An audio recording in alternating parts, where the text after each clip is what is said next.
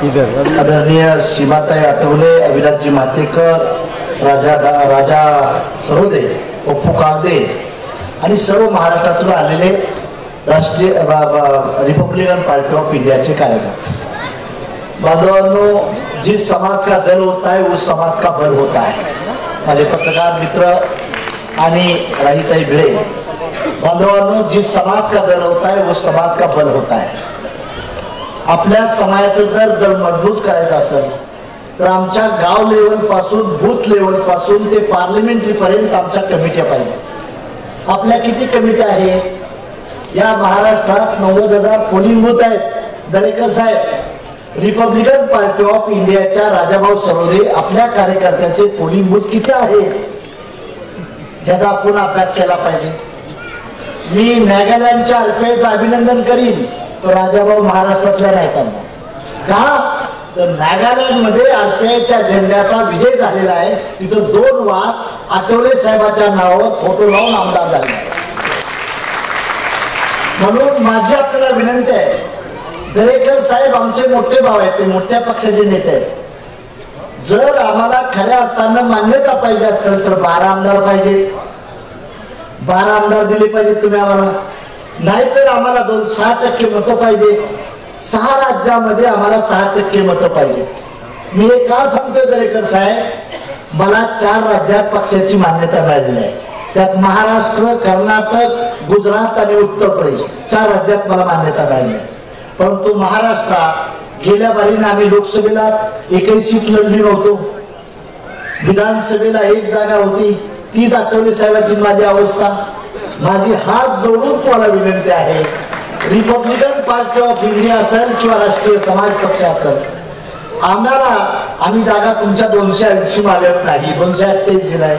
राजावदरी म्हणला असेल तर आम्ही एखाद्या शब्दातनं कमी येऊ, पण कमीत कमी पक्षाला मान्यता मिळणे इतक्यात 2 तरी खासदार पाहिजे, 12 आमदार पाहिजे किंवा 6% मतं पाहिजे। आणि अल्पेच्या जनतेला माझी विनंती आहे, I am not demander, we are a commander. आपण काय केलं पाहिजे? मागत नसतो, मला हे द्या, मला ते द्या। भाजप आपला मोठा भाव आहे, मित्र पक्ष आहे, त्यांना आपल्याला आणून दिलं पाहिजे की तुम्हाला देतोय आहे। आणि उदाहरण सांगतो, लोकसभेला मी नरेंद्र मोदींचं अभिनंदन करीन, नड्डाचं अभिनंदन करीन, देवेंद्र फडणवीसचं अभिनंदन करीन। त्या 3 वाघांनी माझ्यासारख्या एका छोट्या माणसाला बोलवलं, 1 जागा दिली। दुर्दैवाने माझा पराभव झाला। माझ्या पक्षाच्या विजयात रामदास आठवलेंचा देखील वाटा मोठा आहे, कारण माझा पहिला आमदार बाबासाहेब पाटील आला त्यावेळेस आठवले साहेबांचं हेलिकॉप्टर आलं। माझा दुसरा आमदार राहुल पुर आला त्यावेळेस रामदास आठवलेंचं हेलिकॉप्टर उतरलं। आणि मी परभणीला माझा आमदार, आता आपल्याला विधानसभेत आमदार आहे रत्नागर उत्ते, त्यासाठी देखील आठवले साहेबांचं हेलिकॉप्टर उतरलं। काल मी उभा होतो, मोदी बरोबर आठवले साहेब देखील माझ्या प्रचाराला आले। दुर्दैव 4,87,000 मतदान मी घेतलं 16 दिवसात, माझा पराजय झाला।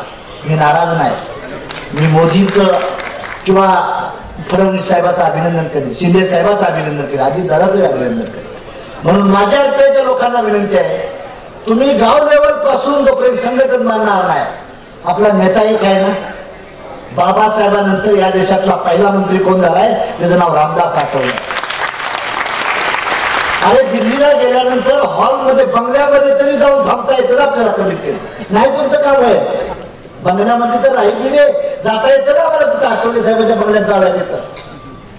म्हणून माझी तुम्हाला विनंती आहे आरपीआयच्या जनतेला, तुमची ताकद मोठी आहे, पण आम्ही काय करतोय? इलेक्शन आलं का म्हणतात संविधान बदललं। अरे मला बाबासाहेब माहिती आहे ना काय? मी बाबासाहेब काशीराम कडून शिकलो नाही, तो बाबासाहेब माझ्या मनातला आहे। मी ज्यावेळेस मत मागाय परभणीत गेलो तो बौद्धवाडी लोकसाहेब म्हणजे तुम्ही संविधान बदलणारे माणसाला। अरे म्हणलं मी मागासवर्गीय आहे, मोदी मागासवर्गीय आहे, आठवले साहेब काय येऊन गेले? नाही, लोकांनी मानलं, आमचा पराभव झाला।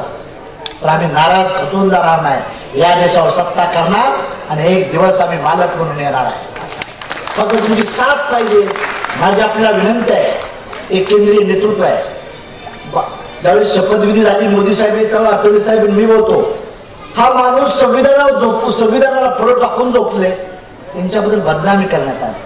आणि जरी संविधान बदलण्याची भाषा बरेच वेळा केली, नाव नाही घेतलं, इनडायरेक्टली काम केलं, त्या माणसांना मी मदत केली. म्हणून सिक्युलरच्या नावाखाली दलित, ओबीसी आणि मुसलमानांनी किती विचार केला पाहिजे याचा विचार तुम्ही करा. राजकीय भागीदारी कोणी दिली? आठवले साहेब असतील किंवा मी असेल. मी तर मेंढराटणार पोरग. त्या देवेंद्र फडणवीसनं फोन केलं, मला कॅबिनेट मिनिस्टर केलं. त्यात आठवले साहेब देखील आले.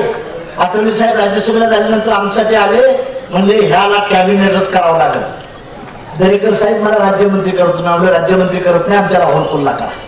त्यावेळेस आठवले साहेबांनी वेळ काढ. म्हणून बांधवांनो, कुस्की आपली आहे का लढाई? आपली ताकद आहे का 288ची? 28 आहे ना? तुम्ही अरे बाबा ना, आम्ही लिडरच बनलो होतो ना. आठवले साहेब आम्ही काय झालं माहिती आहे का? 2009ला 1,000 जागा नव्हते. माझ्या पक्षाचं 2 आमदार आलत, समाजवादीचं आमदार आलत, शेकापचं आलत, पण आठवले साहेबांनी आमदार नव्हता. तर तुम्ही कुठे होता? म्हणून माझी तुला विनंती आहे, I am a practical student. मी काय हिस्टॉरिकल स्टुडंट नाही. मी इंजिनिअरिंगचं शिक्षण घेतलेला इंजिनियर आहे. म्हणून मी सांगतोय, आमचं संघटन मजबूत करा. रमाबाईमध्ये नगरसेवक आमचा काय येत नाही? PL लोखंडे आमचा नगरसेवक काय येत नाही? याचा चिंतन आणि वजन केलं पाहिजे, आलं पाहिजे. मी सत्य प्रॅक्टिकल बोलतोय आणि इथून युतीचं सरकार चालणार आहे. म्हणून बांधवांनो, आपण मंडळींनी आपण विचार केला पाहिजे. आम्ही डेडिकेशन, डेव्होशन आणि डिटर्मिनेशन किती करतो ते. माझी नम्र विनंती आहे. आठवले साहेबांच्या सत्काराला मी एवढंच सांगेन की आठवले साहेब, तुम्ही जे काम करताय ते आमच्या माहितीतले मोठे भाव आहे. तुम्ही तुमच्या पाठीमागे आमचा राष्ट्रीय समाज पक्ष उभा असत. तुमचं आयुष्य चांगलं हो आणि नागालँड सारखं महाराष्ट्रात देखील आज वाढावं ही शुभेच्छा देतो आपल्या जागेत.